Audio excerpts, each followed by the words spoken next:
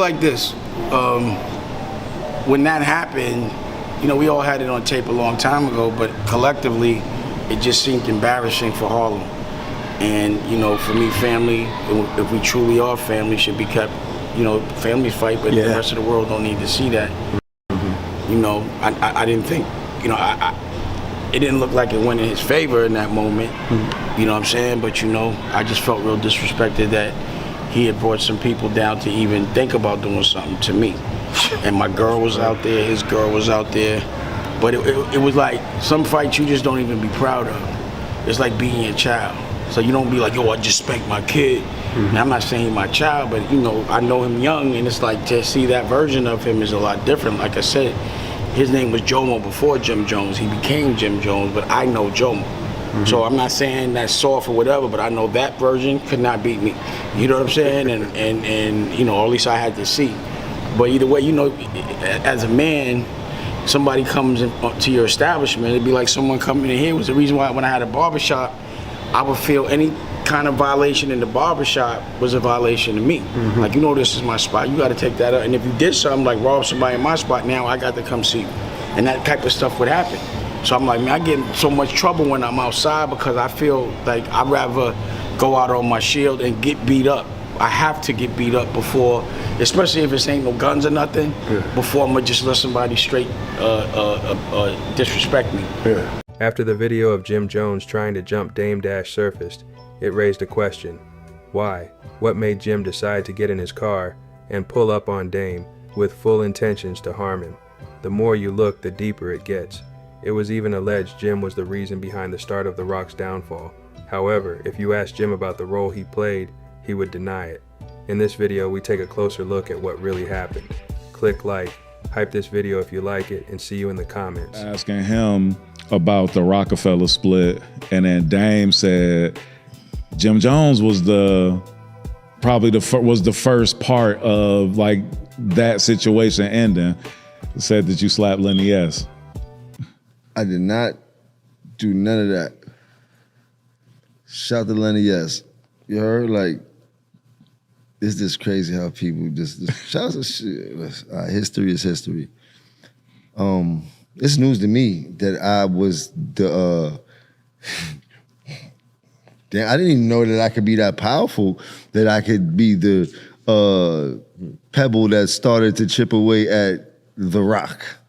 How? In the history of hip-hop, we often view the corporate divorce between Jay-Z and Dame Dash as the singular moment the diamond shattered. However, an investigative look into the internal culture of Rockefeller reveals that the true fracture began within, fueled by a relentless work ethic that turned a brotherhood into a battlefield. Boogie, you're hitting everybody with your bike. You know it's your birthday too. All right, let's do this toast. I know everybody don't have a glass, but we'll get it. Put your hands up there. Everybody hold hands now. Stop.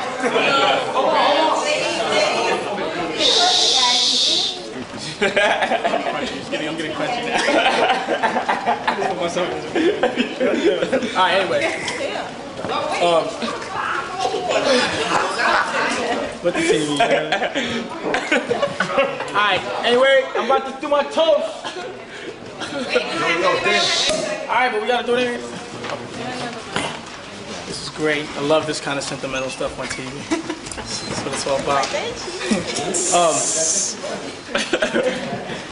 All right, look, check it out. I don't want to get too mushy on TV. Anyway, you know, we all know we're a family here at Rockefeller, and you know, we base a lot of our stuff on family-oriented things and being thorough and things of that nature. And you know, we all know that Jay-Z personifies this, which is why he's actually the franchise right now. And the label is built around him, and for now, you know what I mean? The Diplomats, led by Cam, operated under a robot mission they famously called the insomniac shift. They were the first to wake and the last to sleep, often finishing studio sessions at 9 in the morning, only to head straight to the Rock offices to hustle every staff member in a cubicle. Cameron, what's up, man? What up, man? Chillin'? What's happening? How you feeling, man? Chillin', just happy and shit, you know what I'm saying? My album just went gold, so I'm just happy, you know what I mean? Yeah, you pulled a gold off, huh? No doubt, I'm from the hood, baby. I did it, baby. Harlem World, we did it, nigga. Now, I understand the Undie Entertainment, that's what you're rolling with, right? Entertainment. That's the name of the label. Wasn't that Biggie right-hand man at the time? Yeah, that's Biggie, man. How did you get hooked up with them? I met Biggie. I ran for Biggie, and Biggie was like, yo, you nice, you know what I'm saying? I just want to put him on, you know what I'm saying? So he introduced me to after Big passed away. He's like, yo, you got to sign with us because it's respect out of Big. You promised Big you was going to do it. And I felt that was right. Right. What's up with the diplomats? I see y'all breaking it off on stage all night long. Y'all had the crowd running. Motherfucking hype man running up in the rafters. Y'all had it going on up in here tonight. Diplomat, that's the name of my crew. We coming out with an album in the summer, Jimmy Jones album in the fall. So my I'm 18 and it was crazy life. And I'll tell you what the 80s like. And I know what you ladies like. You need a man that's polite. Listen, it takes it right. The Diplomats, led by Cam, operated under a robot mission they famously called the insomniac shift. They were the first to wake and the last to sleep, often finishing studio sessions at 9 in the morning, only to head straight to the rock offices to hustle every staff member in a cubicle. Look like me? That's what I'm talking about. That's that first cover. Let me tell you something. I don't got an album. I don't got a deal. I just been thugging it. Eat your heart out. But I do got the record label, Diplomat Records. They wanted to take a press picture, and I was like, I'm working, man. I'm on the set. You guys want to take a picture? You could come down to the video. And they came, and Jay was there, and I remember I'd asked Jay to get in the video, and he was like, nah. So, you know, that's kind of a smack in the face. For a Harlem guy, you're like, yeah, all right, well, fuck that dude. When Old Boy blew up, you know, we come to the studio one day, and Jay had put a verse on it like he got a surprise for Cam. You already wasn't even really fucking with us, ain't trying to do no records with us. We do this record, this shit #1 is popping. You know what I'm saying? So, of course, you want to jump on it now. Cam didn't like the verse, and he was like, nah, tell Jay I don't need it. That's never happened to Jay before, where someone said the rhyme was whack and nah, take your verse off my thing. Little man chilling. Southside Inglewood. Where you from? Tell them where you from. Inglewood. Inglewood. 71st. In Chi-Town, not L.A., baby. Shouts to L.A., we love them, but we in the Chi right now. Inglewood, nigga. Hey, What mean, love hearts? he got that lingo down pat. Hey, Capo. Holla. The tension finally boiled over on a quiet Sunday afternoon when a simple request for studio time turned into a physical violation. Jim Jones and his team reached out to the Rock's A&R, Lenny S., who dismissed them because it was the weekend, a move that would change the label's trajectory forever. What followed was a confrontation in the elevator that escalated into a physical altercation, reportedly involving a slap against Lenny S. This act of aggression forced Dame Dash to step in, not as a CEO, but as a mediator trying to uphold the Harlem street codes he believed in. But what really separated us was when the tensions was high, it was me, Jim, and Snags. I think we called Lenny S. Told Lenny S we need a studio time. The studio time, Lenny S was like, bet. Come on. So we went up there. I think it was a Sunday. So we went up there. We went up to the studio. We called Lenny S like, what's going on? You said he's going to give us studio time. Lenny S was like, kiss my ass, nigga. I told you it's Sunday, nigga. What you talking about? You know what I mean? He was like, really? Next day, we up in Rockefeller. Like, where the fuck this nigga at, man? We couldn't find him. All I know is we couldn't find him. So I got on the elevator. And then I got pushed in the elevator by my man Snags and Jim, and they pressing the button, like, hurry up, let's go downstairs. I don't know what happened, but I'm pretty sure somebody got slapped, or something physical happened to Lenny S. You know what I'm saying? So we get downstairs, and Jim shoot out the gate. Pew, Jim running. Snags get out of there. I'm a little fatter, so my run is slow. So Dame pulls up. What the fuck going on? I'm here getting hit and all that shit. What's going on? We was like, I don't know, some shit about niggas ain't do shit. This motherfucking studio shit. I don't know. Dame. He said, where the motherfucking niggas at? So I think he brought Lenny S down, and he got Jim and Snags there. And he was like, we gonna fight. Because none of this shit stupid is gonna go on. If there's a problem, let's just fight it out. Lenny S, go over there and fight Jim. What's up? And before that happened, the motherfucking Jeep or a truck or something pull up. And I don't know if it was Bleak brother, but it was, I think, Bleak or the people, I can't remember, but it was like in the Bleak family. You know what I'm saying? So that's what really, that's when it kind of, you know what I'm saying? The diamond started we found something hard enough to start to break the diamond. Cause he was like, hold on, this Bleak people, hold on, Lenny S and y'all niggas is gonna ride. So now that's where the divide came from. You know what I'm saying? Like, it was supposed to just be a Lenny S, Jim Jones fight, but I guess Lenny S called somebody, and who he called was Bleak family. I'm not too sure, like I said, the name, but it was in the Bleak family. So now it's like, word? And that's what caused the tension right there. Nobody got it on that day. Everybody ended up separating, but the people that we saw let us know, like, oh, now it's up. You know what I'm saying? And that's where I think the full turmoil came. To Dame, the most manly way to settle a dispute between brothers was a fair one, a one-on-one fight where both men could leave with their respect intact. He believed the fair one was the only way to prevent things from escalating and messing the brand up for everyone involved. Yeah, I can't really talk too much about it. Yeah. It's disappointing, though. It's culturally, we're programmed to do that to each other. Do you think, where's It's a this good come program. from? Like, What do you mean? The people that are controlling. The person that serves up and gives our culture up the most is the person that's going to be celebrated by another culture the most. And what's funny is then we celebrate that person because, oh, that other culture is celebrating you. It's crazy that, and it's a good program. It's our fault for not breaking it. I know I did. So I don't understand the unconsciousness of other people and how they can live with themselves. Yeah. But for me, I live free. I sleep good every day. But now it's like, you know, in the street, back where I was from, guns or not, if you say, yo, let me get a fair one, put the guns down and one-on-one fair one. And I've always like thought that the rest of the world would abide by that. Just give me a fair one. But the people that I thought were honorable were actually cheating and lying on me. And that's not fair. And I just am very concerned about people lying on me and me always having to fight because people want to continuously lie because they want to stop me from eating. Dame attempted to organize this match between Jim Jones and Lenny S., viewing it as a test of a man's DNA and a way to salvage a brotherhood he had spent years building.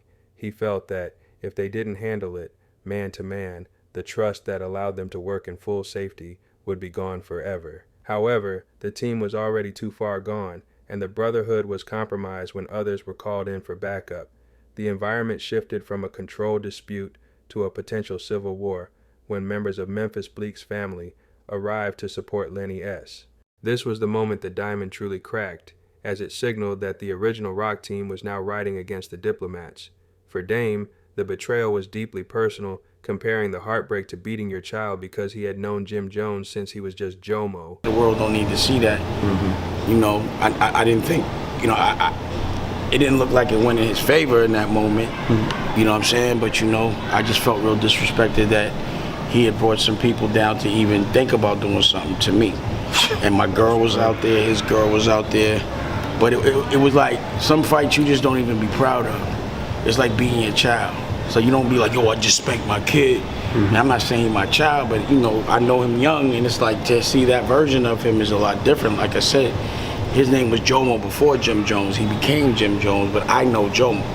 So I'm not saying that's soft or whatever, but I know that version could not beat me. You know what I'm saying? And you know, or at least I had to see. But either way, you know, as a man, somebody comes to your establishment, it'd be like someone coming in here. It was the reason why when I had a barbershop, I would feel any kind of violation in the barbershop was a violation to me. Like, you know, this is my spot, you got to take that up. And if you did something like rob somebody in my spot, now I got to come see you. And that type of stuff would happen. So I'm like, man, I get in so much trouble when I'm outside because I feel like I'd rather go out on my shield and get beat up I have to get beat up before, especially if it ain't no guns or nothing, before I'm gonna just let somebody straight disrespect me. Or like if somebody goes stick them up, pause like that, I gotta see the gun. You know what I'm saying? I gotta see, like show me the gun. You know, I'll give it to you, but just show me. I'm gonna give it to you. But just show me a gun. You know what I'm saying? Like I'm gonna give you. Don't bluff me. But what he said, make it it was in his establishment. Cause that just like somebody come to your house. Well, you know, it was a misunderstanding between Chrissy and my girl about Lady Vampire, and you know, it was something that happened the way they spoke to each other. But Chrissy came down first, and we had resolved it because I know Chrissy. You know, I've known her for years, way before Jim. And you know, then he pulled up because he called me, and I kind of like hung up on him because he was popping it. And he was like, "I'm coming to see you." I was like, "I'll be over there." And I didn't really believe that he could ever disrespect me and bring some other people to come hurt me. Wow. I couldn't believe that. It'd be like me telling somebody to punch my uncle in the face. You know what I mean? If I got a problem with my uncle, then I just gotta fight my uncle. But I ain't gonna never have no stranger, no one I don't know do that. And I just couldn't believe, because he was like, yo, punch him in his face. And I was like, I couldn't believe it. You know? So, you know, a good thing. It's good that nothing happened, because for sure. I'm not gonna say I'm the toughest guy in the world. Like, regardless to whether I would have lost that day or not, eventually I feel like I would have won. So I felt like it wouldn't be good to jeopardize a bunch of people's lives for no reason. You know, like again, a real friend is never gonna send someone else to put themselves in danger. You know, you're gonna put yourself in danger before the people you care about. So I was just like, you know, but either way, it wasn't nothing that we was all celebrating. It was like that shit was whack. It was more like, yo, just stay over there. I just needed to know what was gonna happen the next time we saw each other, so I knew how to react. So that was that time I reached out to him after that, and I was like, yo, you really wanna like get into it? Like, I know your son and all that, like how we, you know what I mean? You know, it just was too far gone. But we needed to know, all right, well, when I see you, what is it? And we did agree, like, now we cool. So we good money. That's what we need. There's no way that I'm gonna just, like, I preach that they program us to fight each other. That's where I was going with when I get in the program, I gotta be like cognizant that, oh shit, I'm in that program. Yes. You know what I'm saying? Where you know it's wrong, but when it's you like, fuck all that, and then you're a bad example. I can't do the same thing I'm telling people not to do. So I don't really profess or will have a problem with any black man at all, because that's what they want. So, you know, me and 50, that's jokes until it's not. But right now it's jokes. You know, me and Cam, Fredo, and again, that's the no Fredo. So if you're doing some sucker shit and look like it, you gotta be like, nah, no Fredo, no Fredo. So that's the new shit, no Fredo. That's when you're doing some sucker shit, no Fredo, don't do that. But my point is, you know, I don't want to see nothing happen to him. I do feel violated because he brought my children into it, but I'm telling my hands, like, just relax, because they might do some shit I don't know. You know, I'm serious. So you got reflexes. But it would be wrong. So you go for the fair one, I heard, something like that? What, Jim? And to me in Harlem, or any gangster scenario, a fair one is the most manly thing you could do, because you might not like the dude, you deal with it, and y'all both go home. That's right. And then you respect that person. But anyone that's not willing to give a fair one, especially when it's called, they're a sucker. Don't be tough sending somebody to do your dirty work.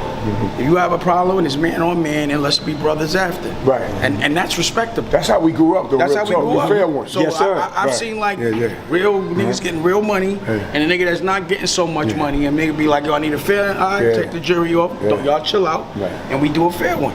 I've had a lot of fair ones. You know, I gave a couple of y'all friends, you know what I'm saying? When you asked for the fair one, Dame, what happened? What was the reaction? Well, homeboy, he was like, he didn't want to fight, and you know, I was like, yo, but you work out, you tough. What's up with all the muscles? He was, you know, I do that to get so I can fit good in my clothes. But to me, it was just like, I couldn't believe, like, you're gonna send some people to get into a stupid problem over nothing, and it might affect their life forever. Because I know if something happened to me, there's a lot of people that love me. It ain't gonna be, it's things that become beyond your control. But also, I'm not gonna be able to wear that. It's gonna fuck with me for the rest of my life. Like, humbling me would be something I'd have to go get therapy for. You know what I'm saying? Like, oh, I got punked and punched. That's why, like, with Charlemagne and all them, and when Fredo got punched in the face, I'm like, how do you get punched in the face and not swing back? how do your body let that happen? Like, my body won't do that. Like, I just would be like, you know what I mean? I won't be able to control it. You know what I mean? It's like boom, boom. Like, you know what I mean? It's not even, like, did you just, you know, it was defend yourself and go ahead. Deal with that shit later. You know what I'm saying? So, I think that shows the DNA of a man. The violation felt insurmountable when Dame realized that Jim was willing to bring people into their circle to threaten him. It proved that Jim no longer had enough respect to listen, marking the point where Dame lost control of the empire's internal peace. Hey man, shit happens, man, but it's not me to I'm just talking about common sense, man. Anybody can look at this shit and be like, damn, one nigga got $1 billion, one nigga broke. How would you feel if you broke? You can't feel good, you heard? And we are grown men. Let's keep it a buck. We are all grown men. And everybody makes their own decisions. I don't know them people ins and outs, but clearly people made decisions that got them to where they at. Let me ask you this though. When you look at Dame, do you think the reason why nobody is reaching out is because he used to be an asshole back then? I mean, I wasn't there, so I don't know, but that's what people saying that was there. You was there, so. I can't tell you this. I don't want to get on that, but I can tell you some life shit. While you popping and going up, they let you do everything. You can give people your ass to kiss. But what you're not anticipating when you're on top of the world is that shit might end up going back down. And when it goes back down, them same people gonna be on them same floors that you was giving your ass to kiss. And while you're going down, guess what they're gonna do for you? Give you ass to kiss. Because a lot of people would always advise me not to be around him. He's trouble. So there was a lot of things that have happened, you know, where it'd be like, you know, people come outside that were like, I'm not coming outside for him. You know what I'm saying? But he gonna get you in trouble. And I'm like, he good, he listens. So at that point, it meant I couldn't control him no more. He didn't have enough respect for me to listen. See, the thing about your OG is, whether you agree with him or not, you have to give him grace. So there has been times, a lot of times, I don't agree with my OG. I listen, we talk, whether I apply it or not is on me. But I give them the respect enough to say, okay. It's said the fall of the Rock wasn't caused by a bad business deal, but by the collapse of the street codes that were supposed to protect them. The aggression and suspicion that replaced their shared dreams eventually made it impossible for the unit to ever be the unit they once were. But what are your thoughts? Do you think this actually led to the demise of the Rock? Like, I can't look at my brotherhood the same. I could never, like, you know, there was a time I walk into Jim's studio, Mel Matrix, they would all be there, and I have full safety. I feel trust, because I would never think he would just snap a finger and say, yo, do that. You know, or you know, people are cool when they agree with you. Toughest niggas is the coolest niggas in the world, but once y'all get at a disagreement, it can get very disrespectful. So that's why you also have to be selective with the people you do business with, because it's like, I know how I'm gonna be if I get mad. If I know how that person's gonna be if they get mad, and I know that they get mad often, at some point I know it's not gonna work out. You know, there's no way that I'm gonna just, like, I preach that they program us to fight each other. That's where I was going with when I get in the program, I gotta be like cognizant that, oh shit, I'm in that program. Yes. You know what I'm saying? Where you know it's wrong, but when it's you like, fuck all that. And then you're a bad example. I can't do the same thing I'm telling people not to do. So Get in the comments with your thoughts, and check out this next video on how Jim Jones tried to get back at Dipset by connecting with 50. The only problem was 50 plays chess.